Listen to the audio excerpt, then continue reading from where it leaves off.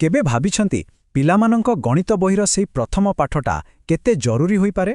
ଆସନ୍ତୁ ଆଜି ସେହି ସମୁଦ୍ର କୂଳରେ ଦିନଟିଏ ଗପ ଭିତରେ ପଶିବା ଆଉ ଦେଖିବା କେମିତି ଖେଳ ଖେଳରେ ଗଣିତର ସବୁଠୁ ବଡ଼ ମୂଳଦୁଆ ପଡ଼ିଯାଏ। ମାନେ ଦଳରେ ଗଣିବା ଆଉ ସ୍ଥାନୀୟ ମାନର କଥା। ଆଚ୍ଛା, ବହିର ଆରମ୍ଭ ହିଁ ଗୋଟେ ବହୁତ ମଜାଦାର ପ୍ରଶ୍ନରୁ ହେଉଛି। ଛୋଟ ପିଲାମାନେ ଏତେ ବଡ଼ ବଡ଼ ସଂଖ୍ୟା ଗଣିବା ଶିଖନ୍ତି କେମିତି?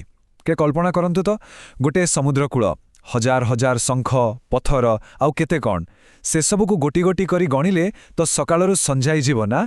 ବାସ୍ ଏଇ ଛୋଟିଆ ସମସ୍ୟାରୁ ହିଁ ଗଣିତର ଗୋଟେ ବହୁତ ବଡ଼ ଆଇଡିଆର ଜନ୍ମ। ତାହେଲେ ଏହାର ସମାଧାନ କ'ଣ ହୋଇପାରେ? ଆପଣ ଜାଣିଲେ ଆଶ୍ଚର୍ଯ୍ୟ ହେବେ। ସମାଧାନଟା ଏକଦମ ସହଜ। ଆମେ ଗୋଟି ଗୋଟି କରି ଗଣିବାନି, ବରଂ ଜିନିଷଗୁଡ଼ିକୁ ଛୋଟ ଛୋଟ ଦଳରେ ସଜେଇ ଦେବା। ଏମିତି କଲେ ଗଣିବାଟା ଖାଲି ଯେ ସହଜ ହୁଏ ତା ନୁହେଁ, ବରଂ ପୁରା ମଜାଦାର ବି ହୋଇଯାଏ। ଆଉ ଜାଣିଛନ୍ତି, ଏ ଆଇଡିଆଟା ଆମ ଚାରିଆଡ଼େ ଅଛି। ଯେମିତି ଦେଖନ୍ତୁ, 10ଟା ଶଙ୍ଖକୁ ମିଶେଇ ଗୋଟେ ହାର, କିମ୍ବା କେତେଗୁଡ଼ ଫୁଲକୁ ନେଇ ଗୋଟେ ପେନ୍ଥା, ଆଉ କଦଳୀ ଫେଣା ତ ଦେଖିଥିବେ। ବାସ୍ ଏମିତି ବଡ଼ ସଂଖ୍ୟାକୁ ଛୋଟ ଛୋଟ ଦଳରେ ବାଣ୍ଟିଦେଲେ ଗଣିବାଟା ଚୁଟକିରେ ହୋଇଯାଏ। ସହଜ, ଶୀଘ୍ର ଆଉ ଭୁଲ ହେବାର ଚାନ୍ସ ବି ଏକଦମ କମ୍।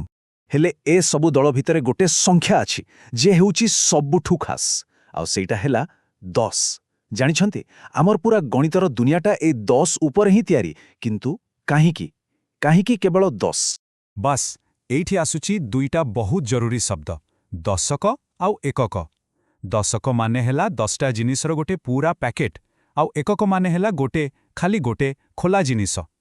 ଏଇଠୁ ହିଁ ଆରମ୍ଭ ହୁଏ ପ୍ଲେସ୍ ଭ୍ୟାଲ୍ୟୁର ଅସଲ ଯାଦୁ। ଏମିତି ଭାବନ୍ତୁ ତ 10ଟା ଅଲଗା ଅଲଗା ଇଟା ଥିଲା। ଆମେ ସେସବୁକୁ ଯୋଡ଼ି ଗୋଟେ ଲମ୍ବା ପଟି ବନେଇଦେଲେ। ଏବେ ସେଇଟା ଆଉ 10ଟା ଅଲଗା ଇଟା ହୋଇ ରହିଲା ନାହିଁ, ବରଂ ଗୋଟିଏ ଜିନିଷ ହେଇଗଲା, ଗୋଟିଏ ଦଶକ ପଟି। ଏଇ ଛୋଟ କଥାଟା ଆଗକୁ ଗଣିତ ବୁଝିବା ପାଇଁ ବହୁତ କାମରେ ଆସିବ। ହେଲେ କଥା ହେଉଛି, ଗୋଟେ ଫିକ୍ସଡ୍ ମାପର ଦରକାର କାହିଁକି ପଡ଼େଲା? ଆଚ୍ଛା, ଏଥିପାଇଁ ବହିରେ ଗୋଟେ ବଢ଼ିଆ କାହାଣୀ ଅଛି। ଥରେ କ'ଣ ହେଇଛି ନା, ରାଜା ରୁଦ୍ରପ୍ରତାପ କହିଲେ, ମୋ ପାଇଁ ଗୋଟେ 10 ହାତ ଲମ୍ବର ପଲଙ୍କ ତିଆରି କର। କିନ୍ତୁ ଗଡ଼ବଡ଼ ସେତେବେଳେ ହେଲା ଯେତେବେଳେ ଜଣାପଡ଼ିଲା ଯେ ରାଜାଙ୍କ ହାତ ଆଉ କାରିଗରର ହାତ ତ ସମାନ ନୁହେଁ। ଯୋଉଟା ରାଜାଙ୍କ ମାପରେ ଥିଲା ଠିକ୍ 10 ହାତ, ସେଇଟା କାରିଗରର ହାତରେ ମାପିଲା ବେଳକୁ ହେଇଗଲା 14 ହାତ। ଦେଖିଲେ ତ, ଏଇ ଛୋଟିଆ ଗପରୁ ହିଁ ବୁଝାପଡ଼ୁଛି ଯେ ଗଣିତ ପାଇଁ ଗୋଟେ ସମସ୍ତଙ୍କ ପାଇଁ ସମାନ ମାପ ରହିବା କେତେ ଜରୁରୀ। ଆଚ୍ଛା, ତେବେ ଏଇ ଯୋଉ ଦଶକ ଆଉ ଏକକ କଥା ଆମେ ଶିଖିଲେ, ତାକୁ ବ୍ୟବହାର କରିକି ସଂଖ୍ୟା ଲେଖିବା ଆଉ ବୁଝିବା କେମିତି? ଏଥିପାଇଁ ବହିରେ ଗୋଟେ ବଢ଼ିଆ ଜିନିଷ ଅଛି, ତାକୁ କୁହାଯାଏ ସଂଖ୍ୟା କାର୍ଡ। ଚାଲନ୍ତୁ ଦେଖିବା। ଧରାଯାଉ ଆମକୁ 31 ତିଆରି କରିବାର ଅଛି। କେମିତି କରିବା? ବହୁତ ସହଜ। ଆମେ ନେବା 3ଟି 10 ବାଲା କାର୍ଡ ଆଉ ଗୋଟିଏ 1 ବାଲା କାର୍ଡ। ତାମାନେ କ'ଣ ହେଲା? 3ଟା 10 ମାନେ 30 ଆଉ ଗୋଟିଏ 1 ମିଶିଗଲେ ହେଲା 31।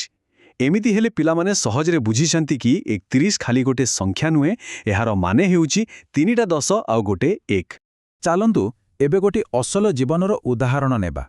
ଯଦି ଆମ ପାଖରେ 43ଟା କମଳା ଅଛି, ଆଉ ପ୍ରତି ଟ୍ରେରେ 10ଟା ଲେଖାଏଁ ରହିବ, ତାହେଲେ ଆମେ ତାକୁ କେମିତି ସଜେଇବା? ଏଇ ପ୍ରଶ୍ନଟା ପିଲାଙ୍କୁ ସିଧା ଦଶକ ଆଉ ଏକକରେ ଭାବିବାକୁ ବାଧ୍ୟ କରେ। ଉତ୍ତରଟା ପୁରା ସାମ୍ନାରେ ଅଛି, ନୁହେଁ କି? 43 ମାନେ ହେଲା 4ଟା ଦଶକ ଆଉ 3ଟା ଏକକ। ତାମାନେ 4ଟା ଟ୍ରେ ପୁରା ଭର୍ତ୍ତି ହେଇଯିବ, ଆଉ ଶେଷରେ 3ଟା କମଳା ବଳକା ପଡ଼ି ରହିବ। ବାସ୍ ଏଇଠି ହିଁ ପ୍ଲେସ୍ ଭ୍ୟାଲ୍ୟୁ କନସେପ୍ଟ ପୁରା କ୍ଲିୟର ହୋଇଯାଉଛି। ଜାଣିଛନ୍ତି, ଆଜିକାଲି ପାଠପଢ଼ାର ତରିକା ବଦଳି ଯାଇଛି। ଏବେ ଆଉ କେହି ଶୁଖିଲା ପାଠ ଘୋଷିବାକୁ କହୁନାହାନ୍ତି, ବରଂ ଖେଳ ଭିତରେ ମଜାରେ ଏମିତି କଷ୍ଟ ଲାଗୁଥିବା କଥାଗୁଡ଼ିକୁ ପିଲାଙ୍କୁ ଶିଖେଇ ଦିଆଯାଉଛି। ଆଉ ବହିରେ ଏମିତି ଗୋଟେ ବହୁତ ମଜାଦାର ଖେଳ ବିଷୟରେ କୁହାଯାଇଛି। ଶିକ୍ଷକ ହଠାତ୍ ପାଟି କରି କହିବେ, ବାଉନ୍। ବାସ୍ ଯେଉଁ ପିଲା ପାଖରେ 50 କାର୍ଡ଼ ଥିବ ଆଉ ଯାହା ପାଖରେ 2 କାର୍ଡ଼ ଥିବ, ସେମାନେ ଦୌଡ଼ି ଆସି ଏକାଠି ଠିଆ ହେଇଯିବେ, ଆଉ ତିଆରି ହୋଇଯିବ ବାଉନ୍। ଏଇଟା ଖାଲି ଗୋଟେ ଖେଳ ନୁହେଁ, ଏଇଟା ଗୋଟେ ଆକ୍ଟିଭ୍ ଲର୍ଣ୍ଣିଂ। ତେବେ ଏସବୁରୁ ଆମେ କ'ଣ ବୁଝିଲେ? ମୂଳ କଥା ହେଲା, ଖେଳି ଶିଖିବାଟା ଖାଲି ଘୁଷିକି ମନେ ରଖିବାଠାରୁ 1000 ଗୁଣ ଭଲ।